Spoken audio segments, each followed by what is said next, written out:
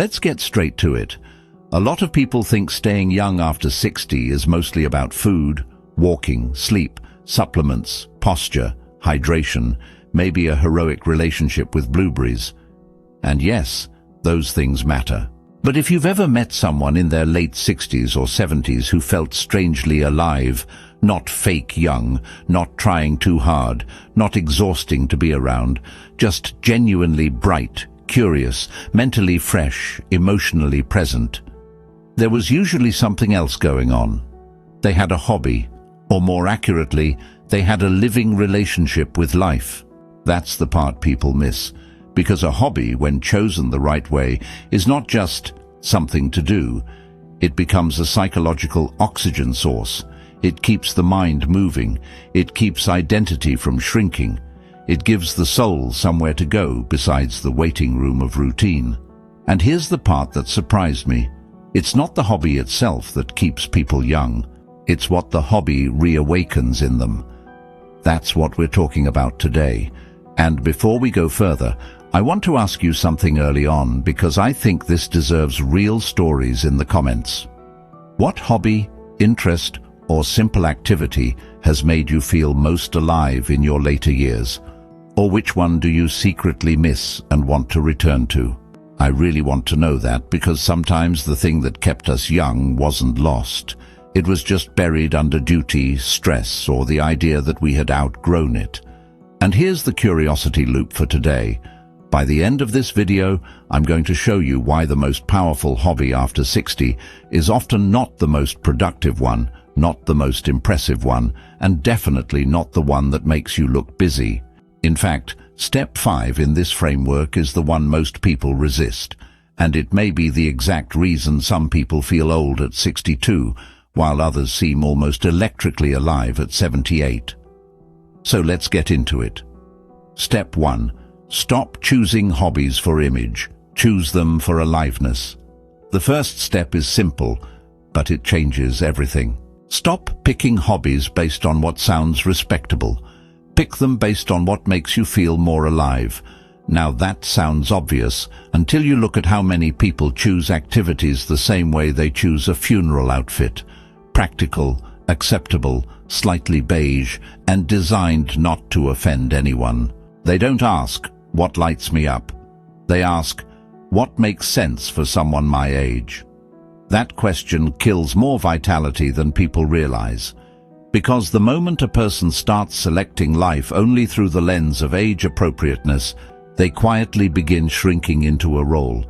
Carl Jung would have had a lot to say about that. Jung talked about the persona, the social mask, the identity we wear to function in the world. And one of the hidden dangers of aging is that people can become over-identified with the role of the older person, the sensible one, the slower one. The one who is no longer supposed to be impulsive, experimental, artistic, playful, or deeply curious. So they choose hobbies like they're applying for permission to continue existing. No wonder the energy disappears. Listen, if flower arranging genuinely makes you feel alive, beautiful. If chess wakes up your mind, wonderful. If watercolor painting makes your nervous system soften, perfect. If birdwatching turns you into a peaceful woodland detective, excellent. But the point is this: don't choose the hobby because it looks appropriate. Choose it because it brings you back to yourself. That's the beginning. And here's the surprise a lot of people don't expect. Sometimes the hobby that makes you feel most alive is the one that embarrasses your persona a little. Dancing, acting, pottery, learning drums at 67, writing poetry after 40 years of saying, I'm not the creative type. Taking singing lessons even if your current voice sounds like it has been through several emotional wars. That embarrassment matters, because often what makes us feel young again is not the hobby itself. It's the return of the unlived self. And that leads straight into step 2, which is where this stops being a list and starts becoming a real framework. Step 2, pick one hobby that uses your hands, not just your head. This one is non-negotiable in my opinion. After 60, you need at least one hobby that brings you back into the body through the hands. Why? Because a person can become mentally overactive and physically absent without even noticing it. Too much thinking, too much remembering, too much watching, too much sitting, too much "I'll do it later," too much becoming a floating head with opinions and lower back issues. And hobbies that use the hands do something incredible. They anchor you. Gardening, knitting, woodwork, cooking from scratch, painting, clay, restoring furniture, making jewelry, playing piano, even baking, if you do it with enough commitment and enough butter. The hands have a way of calling the psyche back into the present. When you're shaping dough, repotting a plant, sanding a chair, or mixing colors, you're not just passing time, you're participating in reality. That matters more than people think, because youthfulness is not just energy, it's contact. Contact with texture, contact with effort, contact with process, contact with making something instead of only consuming things. This is why people often feel oddly refreshed after doing something simple with their hands, even if their knees are making formal complaints the whole time. The body says, we are still here, we are still involved. And here's the Jungian twist. The second half of life is not meant to be a slow fade into passive observation. It's meant to be a deepening into wholeness. And wholeness requires embodiment, not just thinking about life, touching it. There's something profoundly restorative about being 64 and planting tomatoes with complete seriousness, as if this tiny green thing is a matter of civilization itself. And honestly, it kind of is, because every time you make something with your hands, you are pushing back against inner collapse.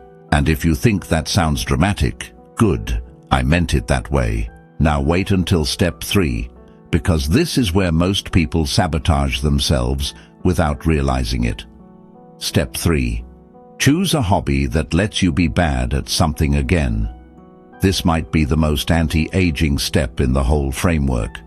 Choose one hobby that lets you be a beginner again. A real beginner. Not, I already know the basics. Not, I used to dabble in this. Not, I watched 3 videos, so now I identify as a specialist. No, I mean awkward beginner energy. Because one of the fastest ways people become old in spirit is this.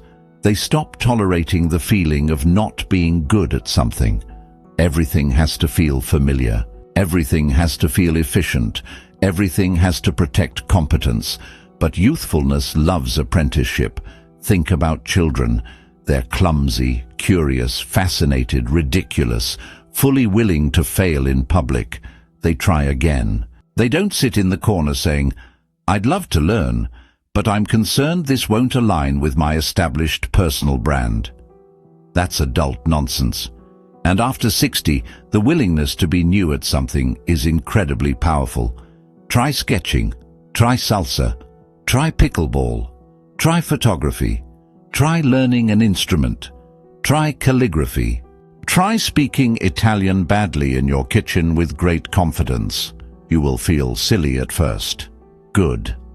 That silliness is often the sound of the ego loosening its tie, and that's very Jungian too, because so much of later life growth requires loosening the rigid identity you've spent decades protecting. The great shock is this. Sometimes the reason people feel old is not physical age at all. It's overdeveloped self-protection. They have become too managed to feel alive, too polished to play, too cautious to learn, too dignified to begin. And then they wonder why everything feels flat. Well, of course it does. There's no fresh electricity entering the system. Curiosity needs uncertainty. And yes, it may be humbling to be 71 in a beginner ceramics class next to someone named Chloe, who is 23 and effortlessly making something that looks museum-worthy while your bowl resembles a collapsed emotional event. But that is not a tragedy. That is life re-entering you. And the next step is where the framework starts getting even more surprising, because now we need to talk about the hobby that protects you from becoming socially stale. Step 4. Have one hobby that connects you to people without draining you. This is important. Not every hobby has to be social. But after 60, at least one hobby should create meaningful contact with other people without exhausting your soul. That distinction matters, because some people avoid all group activity and slowly become isolated. Others force themselves into endless, draining social situations and call it staying active. Neither one is the goal. The goal is nourishing connection. A book club, a choir, a walking group, a painting class, a gardening circle, a community theatre group, a language meetup, a volunteer project you actually care about. Not because you need more random acquaintances, not because you must become a cruise director of your own retirement, but because healthy youthfulness is relational. People stay young when there is still an exchange between their inner life and the world. Now here's the surprise. The hobby itself is often less important than the version of you it allows to appear around others. Maybe in ordinary life, you've become the practical one, but in a writing group you become funny, in a choir you become expressive, in a gardening club you become warm and talkative, in a dance class you become brave in a way you forgot you could be. This is powerful, because what many people call aging is sometimes just over repetition of one social identity. Same role, same script, same emotional range. A good hobby interrupts that. It lets other facets of the self emerge. Jung would probably smile at this, because individuation is partly about reclaiming more of who you are, not less. And sometimes you don't discover that hidden side in a therapy chair. Sometimes you discover it while badly learning tango, laughing too hard, and trying not to step on a retired engineer named Michael, who takes the whole thing far too seriously. That counts too. Now we're getting to step 5, and this one is the hidden engine. This is the step that often makes people feel visibly younger, in the eyes, in the voice, even in the way they enter a room. Step 5, protect one hobby that has no career value, no status value, and no practical outcome. This is the one most people resist. Have one hobby that is gloriously, beautifully, wonderfully unnecessary. No productivity goal, no money goal, no reputation goal, no, maybe I can turn this into a side business speech after 12 minutes. Just joy. This is where people get weirdly guilty. They'll spend 3 hours doom scrolling, but 20 minutes painting birds for no practical reason. Suddenly they feel irresponsible. That tells you something. A lot of adults have been trained to mistrust purposeless joy. But purposeless joy is not useless. It is often psychologically medicinal. Reading novels in the afternoon, learning harmonica badly, collecting seashells, watching old films, taking photos of clouds, growing roses, journaling about dreams, making tiny model houses for reasons known only to God and the craft drawer. This kind of hobby restores an inner climate that duty alone cannot maintain. And here's the Carl Jung twist. In later life, the soul starts demanding symbols, imagination, play, inwardness, beauty. If a person ignores that call and lives only through utility, something dries up. They become efficient, but not radiant. This is why some people are materially organized and spiritually tired. Their life contains no sacred waste, no zone of pure delight, no unnecessary beauty, no private fascination. And without that, the psyche becomes underfed. So yes, keep one hobby that accomplishes absolutely nothing measurable. Because measurable is overrated. Sometimes the most life-giving thing you do all week cannot be explained in a spreadsheet. And if someone asks, "What's the point of this hobby?" you can calmly say, "The point is that I'm still alive, Deborah." That should buy you some peace. Now step 6 is where things get deeper. because this framework is not just about fun. It's also about identity renewal. Step 6. Use hobbies to meet the parts of yourself you had to put away. This is where the Jung vibe really enters the room. A great hobby after 60 is not just entertainment. It is often a reunion. A reunion with parts of yourself you had to abandon while surviving adulthood. The artistic part, the adventurous part, the sensual part, the intellectual part, the goofy part, the dreaming part, the part that loved color, rhythm, woods, language, music, stories, making things, wandering, building, wondering. Many people don't realize how much of themselves they put in storage. Career, marriage, parenting, stress, obligation, fatigue, survival.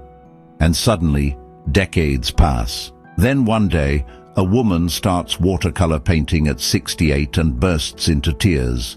Not because of the painting, but because some forgotten self has just walked back into the room. A man starts learning guitar at 72 and becomes embarrassingly emotional over 3 chords. That's not silly, that's retrieval. That's the unlived self asking, "May I come back now?" Jung believed that in the second half of life, we are called toward wholeness, not performance, not social success, wholeness. And hobbies can become one of the gentlest ways to answer that call, because they sneak past the defenses. You don't sit down and say, "Tonight, I will undertake a profound encounter with my neglected inner life." No one says that unless they are trying very hard to sound mysterious. What actually happens is simpler. You start taking photographs. You start writing again. You start dancing. You start growing herbs. And in the middle of it, you feel something wake up. That waking up is youth. Not denial of age. Not imitation of youth culture. Not pretending your knees are not in diplomatic conflict with the stairs. Real youthfulness, the return of inner movement. And step 7 ties all of it together in a way most people never see coming. Step 7, don't just have hobbies. Build a personal rhythm of renewal. Here's the final step. Don't collect hobbies randomly like decorative mugs. Build a rhythm that keeps renewing your mind, your body, your mood, and your identity. This is what I mean. Maybe one hobby grounds your hands. One hobby stretches your beginner's mind. One hobby gives you nourishing social contact. One hobby reconnects you to beauty. One hobby brings back a forgotten self.